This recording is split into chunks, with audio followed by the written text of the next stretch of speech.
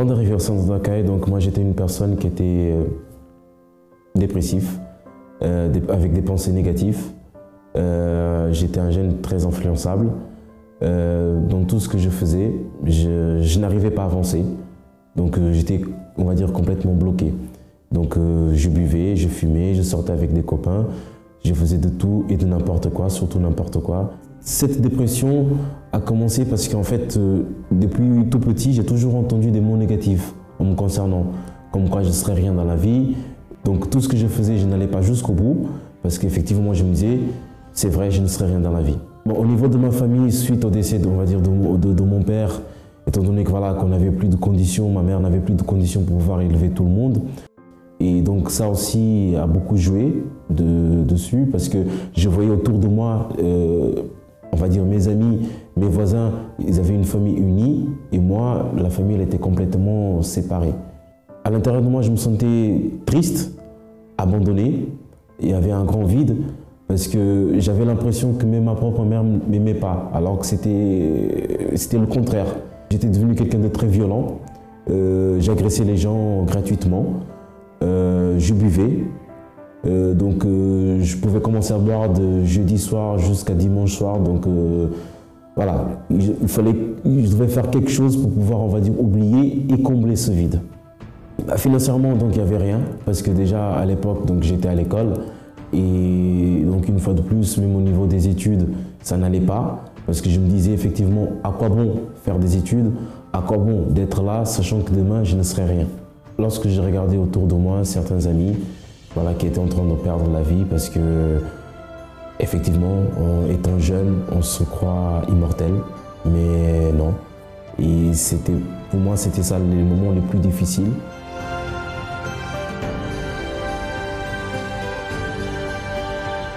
Donc je connais le centre d'accueil par le biais de ma sœur, qui m'avait invité à plusieurs reprises. Arrivé au centre d'accueil, donc une des choses voilà, qui m'a marqué, c'était déjà que je ne me suis pas senti jugé, même bien au contraire. Donc j'étais entouré, et c'était des choses que voilà, qu'avant, personne ne portait de l'intérêt envers moi. Et ça, pour moi, déjà, c'était déjà un point positif. Je commençais à m'intéresser plus à la parole de Dieu. J'étais vraiment en train de découvrir. Et par la suite, c'était aussi donc les témoignages de toutes ces personnes dont leur vie donc, a été transformée. Je me souviens donc qu'il y avait le témoignage d'une personne qui a commencé du rien, donc c'était un SDF. Et par la suite, donc, il est devenu quand même quelqu'un. Et moi, je me sentais comme un SDF dans mon intérieur, donc une personne sans rien. À partir de là, donc, je me suis dit, si réellement ce Dieu là, donc, a pu faire transformer la vie de ces personnes, ça veut dire qu'il peut le faire aussi pour ma vie. Et quelques temps après, donc, il y a eu la campagne d'Israël qui est arrivée. Et j'ai vu la campagne d'Israël comme une opportunité. C'était tout au tout. Donc pour moi, il fallait absolument que ça marche. Donc en train d'aujourd'hui, c'est une personne voilà, complètement, je dirais, différente, transformée, nouveau. Je ne pense plus comme avant. Avant, j'avais des pensées négatives. Une personne qui n'avait pas d'ambition, mais aujourd'hui, voilà, je ne cesse d'avoir des idées pour pouvoir me développer, d'aller de l'avant. Je ne me sens plus faible, comme c'était le cas quand je suis arrivé au centre d'accueil. Donc aujourd'hui, je me sens quelqu'un de plus fort, capable. Ma famille aujourd'hui, elle est soudée. Et pour une famille voilà, qui était séparée, aujourd'hui, voilà, on a appris à se connaître les uns les autres. Et voilà, on est vraiment devenu une famille soudée, une vraie famille. Pour moi, le centre d'accueil aujourd'hui représente, c'est comme une école de vainqueurs. Je suis l'un des élèves de cette école et je sortirai vainqueur. Alors, donc, tout a commencé lorsqu'on a acheté un appartement. Donc, tout allait bien, mais on a voulu un appartement plus grand. Donc, on a revendu cet appartement-là. Lorsqu'on a vendu cet appartement-là, on a eu justement un bénéfice sur cet appartement-là. Donc, on voulait garder ce bénéfice et faire un emprunt total pour pouvoir racheter donc, le deuxième. Lorsqu'on est parti voir la banque nous a dit oui, il n'y a pas de problème. Donc, ils ont commencé à faire donc, les contrats par rapport à ça. On s'est rendu compte au fait que le contrat initial qu'on avait demandé, qui était à la valeur de 210 000 €, n'était pas ce contrat. Ils nous ont fait un contrat de 170 000 €. Et donc, ils exigeaient de nous qu'on vienne à mettre au fait, les bénéfices de la vente de l'autre appartement sur l'achat de celui-ci. Et lorsqu'on leur a dit que non, justement, ce n'était pas ce qu'on avait demandé au départ, ils nous ont dit de toute façon, vous n'avez pas le choix. On a acheté l'appartement et jusque-là, donc tout allait bien, l'appartement était magnifique. Le seul souci, c'est que quelques temps après, donc mon mari et moi, nous étions dans la même entreprise et nous avons eu un licenciement économique, donc nous avons été licenciés tous les deux. De là, on a dû mettre cet appartement donc, en location. Donc tout se passait très bien avec ces locataires, seulement à un moment donné, ils ont arrêté de payer. Donc pendant plus d'1 an, ils n'ont pas payé le loyer. Nous, on était déjà en location dans un autre appartement, donc du coup, on avait 2 loyers à payer. Et à un moment donné, donc, on s'est senti étouffé par rapport à ça, ce qui fait qu'on devait encore plus d'une soixantaine de mille d'euros. Et encore une fois, c'était une situation assez pesante, parce qu'il faut savoir qu'on était locataires, donc on avait réussi à trouver un travail tous les deux, mais on a 4 enfants, donc il y avait pas mal de situations qui faisaient qu'on n'arrivait pas, on va dire, à payer aux échéances ou alors même à payer parfois par mois. Il y avait des mois où c'était plus serré que d'autres, donc on n'arrivait pas à payer les deux au fait. Et donc par rapport à ça, donc, on a dû faire un dossier de surendettement auprès de la Banque de France. Même à la maison, ça créait des tensions, c'était devenu à un point où on n'arrivait plus à s'en sortir. Donc à partir de là, j'ai su que le seul moyen, c'était vraiment de prendre une décision finale par rapport à ça, parce qu'on était arrivé vraiment au point où il fallait prendre une décision, on était au bord du gouffre. J'avais déjà essayé donc, à plusieurs reprises de lutter par la force de mes bras, c'est-à-dire que j'allais de bureau en bureau, je cherchais une solution à mon problème, mais je n'arrivais pas à trouver. À chaque fois, je ne trouvais que des portes fermées, des non comme réponse, et je n'arrivais pas à avancer. Donc à ce moment-là, j'ai su qu'il n'y avait qu'une seule solution, c'était vraiment de sacrifier. Je me suis dit non, il n'y a que Dieu qui peut justement changer ma vie, parce que mon Dieu, le Dieu en quel je crois, c'est un Dieu juste. Alors à ce moment-là, j'ai écouté tout ce qu'on me disait, j'ai mis en pratique parce que j'avais la certitude à l'intérieur de moi que ça allait marcher. Parce que tout ce que j'avais fait dans les campagnes passées, ça avait déjà donné ses fruits, j'avais déjà vu la main de Dieu. Alors là, je savais que ça allait marcher à nouveau, mais pour ça, il fallait que je tienne bon et que je reste ferme. Et justement, là où on était, il y a une Banque de France qui n'est pas très loin. Et pendant 1 heure, j'ai erré dans le froid parce qu'il fallait attendre 1 heure pour que ça ouvre. Et pendant que j'errais dans le froid, j'étais là en prière à l'intérieur de moi. Je demandais à Dieu, j'ai dit, mon Dieu, si tu as touché mon cœur pour pouvoir justement aller là-bas aujourd'hui, c'est pas en vain. Je ne vais pas arriver là-bas et sortir de là-bas sans avoir cette victoire que tu as promis. Donc je dois aller là-bas, certes, mais en arrivant là-bas, je vais sortir avec la victoire. Et en arrivant là-bas, donc j'ai donné ma pièce d'identité et la dame me dit, je ne trouve rien. Il faut savoir qu'avant ça, j'avais agi ma foi, j'ai pris l'enveloppe et je l'ai posée sur le comptoir. Et là, elle me demande pourquoi je suis venue. Je lui ai dit pourquoi j'étais là. Je lui ai tendu ma pièce d'identité et elle regarde dans son ordinateur et elle me dit, je ne vois rien. J'ai dit, madame, vous pouvez réessayer. Elle regarde et me dit, je ne vois rien.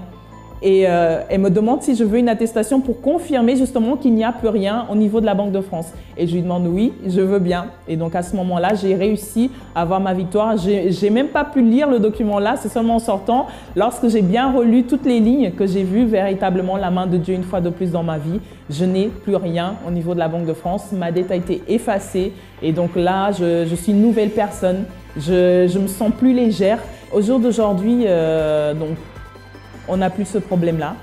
Là même au niveau financier, chose qu'on n'arrivait pas non plus à conquérir. Donc on a même un appartement en Afrique, donc un très bel appartement dans un très beau quartier, donc au pays, chose que nous ne pensions même pas non plus avoir. Et donc petit à petit, Dieu nous bénit justement de ce côté-là, du côté financier. Donc je suis en pleine création d'entreprise et ça marche très bien. Donc tout va bien grâce à Dieu. Dieu ouvre les portes même sans qu'on s'y attende.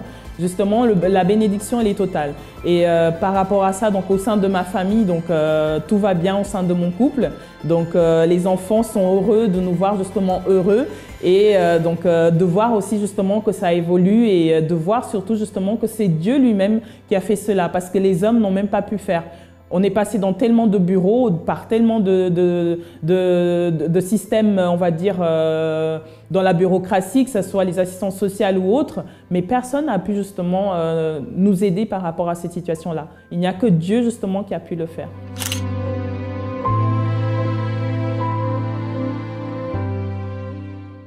chers amis, c'est un grand plaisir de vous retrouver aujourd'hui dans cette émission. Et hier dimanche, nous étions tous unis dans les centres d'accueil, dans la foi, en train de chercher la restauration de la vie de tous ceux qui souffrent. Je ne sais pas si hier vous avez pu être avec nous. Si vous étiez là, certainement, dans votre bouteille d'eau, vous avez reçu la goutte de la foi pour la restauration de votre vie. Et j'ai la certitude que cette foi mise en pratique va vous aider au vu de ce que vous avez pu entendre hier. Si vous n'étiez pas là, ou peut-être c'est la première fois que vous êtes avec nous dans cette émission, alors je vous invite, ce dimanche déjà, nous allons continuer dans ce propos de foi. Vous allez apporter une bouteille d'eau comme celle-là et nous allons mettre une goutte d'huile qui a été consacrée parce que votre foi a besoin d'être forte, elle a besoin d'être restaurée pour qu'à travers elle, alors vous puissiez atteindre la restauration totale de votre vie. Nous allons voir en ce moment un témoignage. C'est le témoignage de Wendy qui, à travers la foi, a pu alors restaurer sa vie. À tout de suite. Alors avant d'arriver au centre d'accueil, j'avais une vie tout à fait normale. Je travaillais, j'avais un très bon travail, j'avais mon appartement, j'avais une vie, je gagnais très bien ma vie. Et lors d'un renouvellement classique, habituel, ils n'ont pas renouvelé mon autorisation de travail. Et à partir de là, tout a commencé à changer, à dégringoler. Donc j'ai perdu mon emploi, je ne percevais pas de revenus, j'étais à la maison, donc parce que je ne pouvais rien faire. Au fil du temps, les amis se sont un peu dissipés, j'ai un peu perdu mes amis, les amis que moi je considérais amis. Et je me suis retrouvée toute seule en sachant que je vis toute seule en France. Je ne pouvais plus travailler, j'avais plus le droit de travailler. C'est pas que je ne voulais pas, c'est que je ne pouvais pas. Moi qui avais une vie tout à fait normale, simple, bien arrangée, je me retrouvais à quasiment sans papier parce que je ne pouvais plus travailler, je ne pouvais plus rester là, j'avais 30 jours pour quitter le territoire.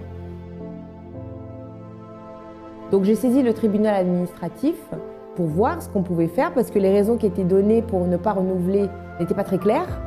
Et on a gagné, c'est-à-dire qu'au bout de même pas un mois, je me suis dit bon, c'est normal, je pourrais reprendre le cours de ma vie tranquillement.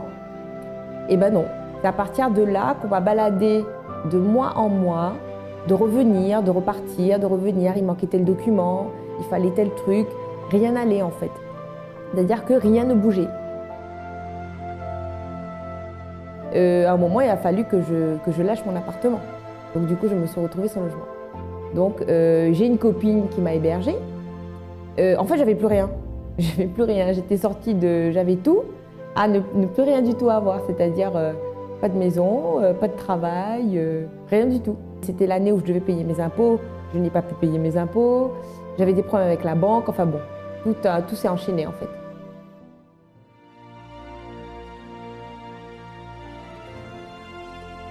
Alors c'est ma mère qui m'en a parlé. Elle m'en a parlé pendant un bon moment, vu qu'elle y allait elle-même. J'ai dit ok, pourquoi pas. J'ai cherché une église à Paris, le centre d'accueil à Paris, et je suis venue de moi. J'ai bien aimé parce que quand je suis sortie de là, le soir j'ai dormi. J'étais très inquiète par rapport à ma situation, donc je ne dormais pas, j'étais angoissée. Et le même soir, j'ai dormi. J'ai bien dormi et j'étais apaisée en fait. J'ai parlé à une personne ici, un responsable, et cette personne m'a conseillé de participer aux chaînes de prière du lundi. Et les choses ont commencé à s'améliorer petit à petit. Au moment où la campagne d'Israël est arrivée, je me suis dit c'est l'occasion pour moi de changer ma vie. J'ai décidé de faire ma campagne d'Israël pour que mon autorisation de travail soit débloquée, pour que je puisse avoir cette autorisation de travail. La campagne d'Israël est pour moi l'opportunité d'une nouvelle chance. Ne pas être spectateur de sa vie et de dire oh, ça m'arrive, c'est comme ça va changer, ça va s'améliorer. Mais de prendre sa vie en main et de dire non, je veux que ça change et ça va changer par mes actes. Je ne suis plus la même personne que j'étais il y a quelques temps avant de venir au centre d'accueil. Tout ce que j'ai demandé, je l'ai eu. J'ai eu mon autorisation de travail. J'ai eu mon appartement. D'un point de vue financier et professionnel, ça va très bien. Quand même, le plus important, finalement, c'est que j'ai beaucoup changé. C'est qu'au même moment où j'étais dans la recherche d'une solution professionnelle, j'ai aussi beaucoup été sensible à ce qui se disait par rapport à soi-même, par rapport au fait d'obéir, de donner sa vie, de suivre Dieu en fait. Chose que pour moi c'était des notions complètement abstraites avant. Maintenant ce sont des choses très claires. C'est vrai qu'avant je sortais beaucoup, j'étais beaucoup dans la fête, dans les soirées, les boîtes de nuit avec les amis. On va dire que j'ai connu avant, c'est-à-dire une vie où tout allait bien entre guillemets, où on s'amuse, on fait la fête, on a tout le monde qui est là. Je souriais beaucoup, j'étais beaucoup dans l'apparence, c'est-à-dire que je ne montrais pas qui j'étais réellement. Ça n'allait pas vraiment à l'intérieur, mais j'étais là, normal. Toutes mes copines pensaient que tout allait bien. J'ai aussi connu le moment où ça n'allait plus du tout, où j'avais tout perdu, et le moment où Dieu a restauré ma vie. Et en ayant vécu ces 3 étapes-là, j'ai choisi. J'ai choisi, et pour moi, ce que Dieu m'a donné là, j'ai pas de mots pour le décrire parce que je suis en paix. L'apparence que je montre maintenant, je suis réellement comme ça à l'intérieur. Le centre d'accueil représente la possibilité de découvrir une vie qu'on n'aurait pas imaginé avoir en fait. Votre foi est-elle malade? Une personne ayant une foi malade est une personne qui, pour un motif quelconque, a cessé de suivre et d'obéir aux commandements et enseignements écrits dans la parole de Dieu. Mais quels sont les symptômes d'une foi malade? Le doute, le découragement, la tristesse, les mauvais yeux, la désobéissance, l'infidélité, le manque de prière et de communion avec Dieu sont quelques-uns des nombreux symptômes qui peu à peu affaiblissent notre foi. Et la conséquence de tout cela est la mort spirituelle et la séparation du Créateur de la créature. C'est pour cela qu'en France et dans le monde entier, nous sommes en train de vivre un propos différent. Le propos pour le rétablissement de la foi.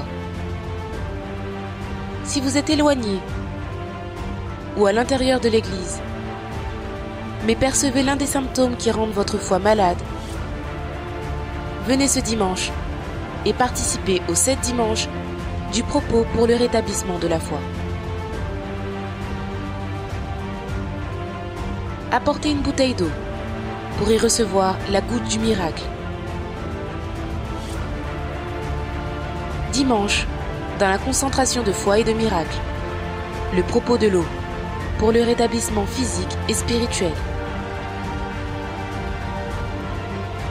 Spécialement à 8h et 10h, au centre d'accueil de Paris ou au centre d'accueil le plus proche de chez vous. Il y a des personnes qui disent le suivant, mais moi je prie, je crois en Dieu. Tous les jours je prie, je fais ma prière. Tous les jours je lis la Bible. Je vais même à l'église. Mais jusqu'à présent, ma vie est toujours dans le même état. Rien n'évolue. Au contraire, si les choses évoluent, elles évoluent dans le sens négatif. Et vous me dites que par la foi, les choses peuvent changer. Effectivement, par la foi, les choses changent. Vous avez pu voir l'exemple de Wendy qui a pu donner son témoignage. Peut-être votre foi est en mauvaise santé. C'est la raison pour laquelle elle n'est pas en train d'apporter les résultats dont vous avez besoin. C'est la raison pour laquelle nous sommes en train de vous inviter d'apporter chaque dimanche dans les centres d'accueil qui est le plus proche de chez vous, votre bouteille d'eau. Et nous sommes en train de mettre dans cette bouteille d'eau une goutte d'onction d'huile pour déterminer la restauration de votre foi. Parce que je peux vous assurer, cher ami, que lorsque votre foi est en bonne santé, votre vie en portera les fruits. Voyons en ce moment une autre histoire, un autre témoignage. Alors avant d'arriver au centre d'accueil, ma vie, elle était détruite en fait avec ma famille. Ça allait pas, j'avais des gros conflits avec ma mère, au point que j'avais décidé de ne plus lui adresser la parole, au point où j'avais tiré un trait sur ma mère. Tout était parti d'une dispute bête, mais que moi je gardais tout ce qu'elle avait pu me faire par le passé, tout ça c'était resté en moi. En fait, pour moi, elle n'avait jamais été la mère que moi je voulais avoir. J'avais pas la relation comme je le voyais autour, les amis que je pouvais avoir, où il y avait la complicité, il y avait l'amour. Ma mère, elle m'a jamais pris dans ses bras. Je voyais que les autres, elles avaient cette complicité, qu'elles étaient amies, limite amies avec leur mère, alors que moi, j'avais pas tout ça et je comprenais pas. Et je lui en ai beaucoup voulu au point de vouloir la voir morte, en fait. Et je suis arrivée dans cet état d'esprit où je me suis dit, jamais je lui pardonnerai, jamais je lui adresserai la parole. C'est pas possible. À l'âge de 15 ans, en fait, C'est l'âge à laquelle j'ai perdu ma virginité. Sauf que je ne l'ai pas perdue avec un homme que j'étais amoureuse, j'ai perdu juste pour me faire accepter des autres, en fait. Et en fait, tout a commencé de là. En fait, ce que je pensais pour moi qui pouvait faire que j'allais me faire accepter des autres, en fait, c'est quelque chose qui, en fait, a renforcé les moqueries. Tout ce que les gens, en fait, pouvaient dire, en fait, ça s'est empiré au lieu d'arranger les choses. J'ai vécu avec ça.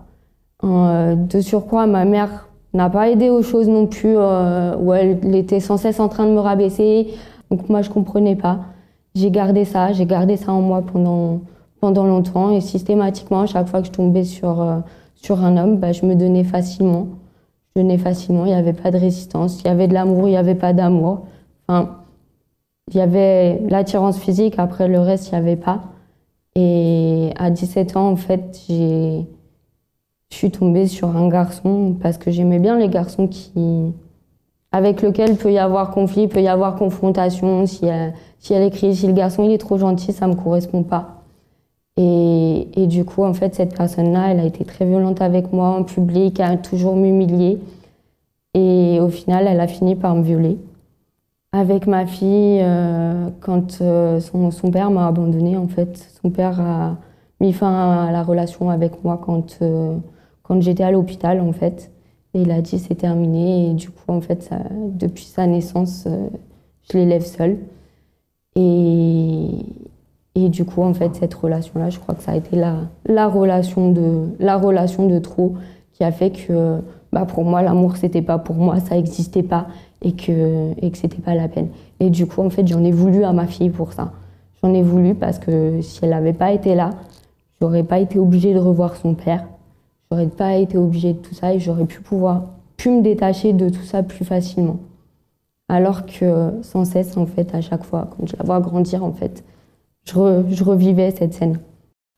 Considérez l'histoire de Nathalie. Comment une personne avec un tel degré de souffrance, et la souffrance qui a commencé déjà très jeune avec la haine contre sa mère, dans la relation, les abus qu'elle a pu subir, comment pouvez-vous imaginer que cette personne se sente intérieurement? Bien évidemment, totalement détruite, totalement anéantie. Et dans cet état, comment est-ce que sa foi peut se sentir bien? Comment est-ce que sa foi peut lui apporter des résultats? C'est impossible. C'est impossible. C'est la raison pour laquelle nous vous invitons à participer de ces traitements que nous faisons tous les dimanches, le traitement de votre foi.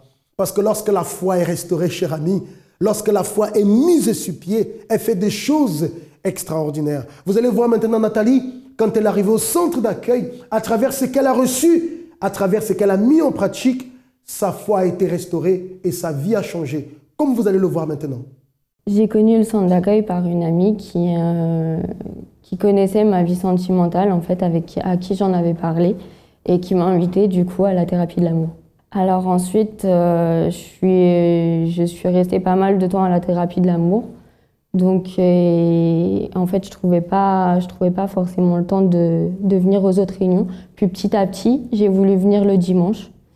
Et ensuite, j'ai commencé à faire les chaînes de prière à partir de mars dernier. J'ai commencé à faire les chaînes de prière le lundi pour la vie financière, le mercredi et le vendredi pour la délivrance.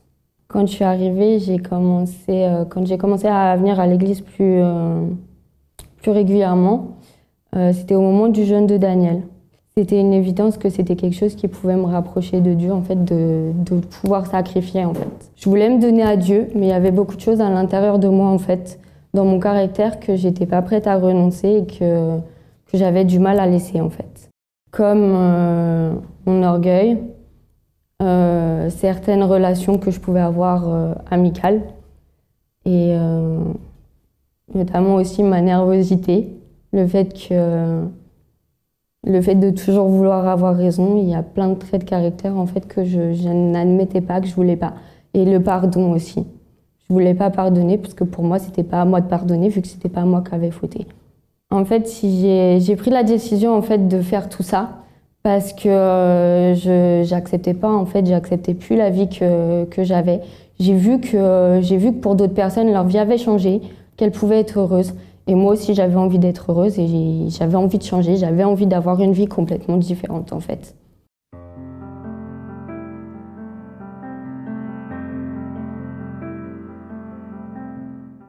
Ma vie, elle est complètement différente, surtout à l'intérieur de moi, en fait.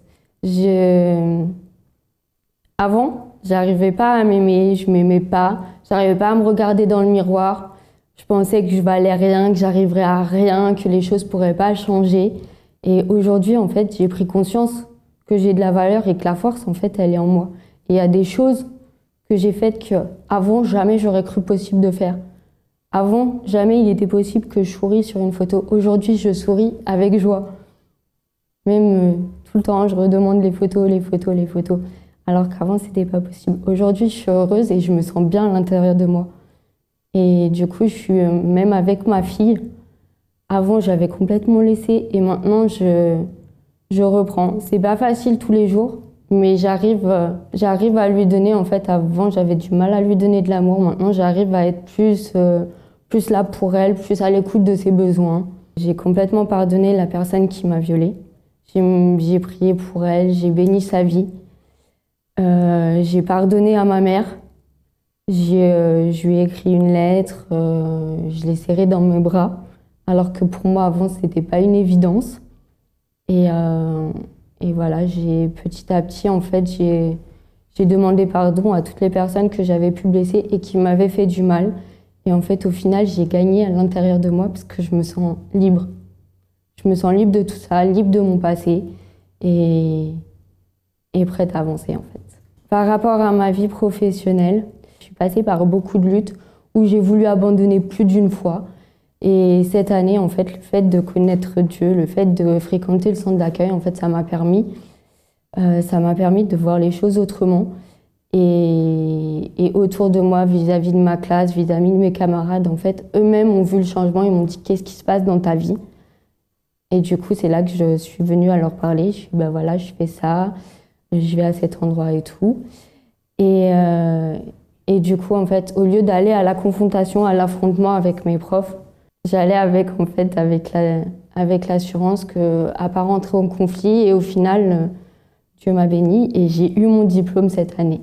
Au niveau de la nervosité, j'arrive à plus réfléchir en fait avant d'agir. Le centre d'accueil pour moi, c'est tout maintenant. En fait, je me vois pas revenir en arrière, je me vois pas vivre sans. Et c'est quelque chose qui m'apporte beaucoup, notamment dans ma relation avec Dieu. Et c'est ce qui me permet d'avancer.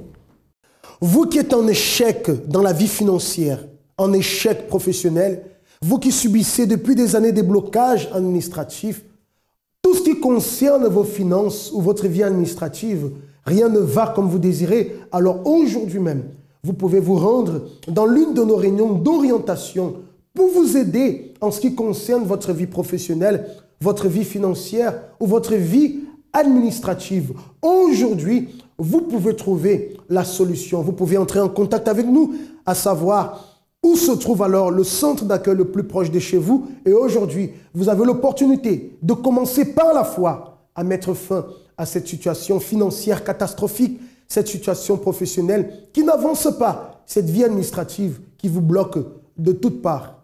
Une nouvelle vie vous attend, très cher ami. C'est à vous de prendre la décision. Sur ce, je vous souhaite de passer de très bons moments. Que Dieu vous bénisse abondamment et à très bientôt.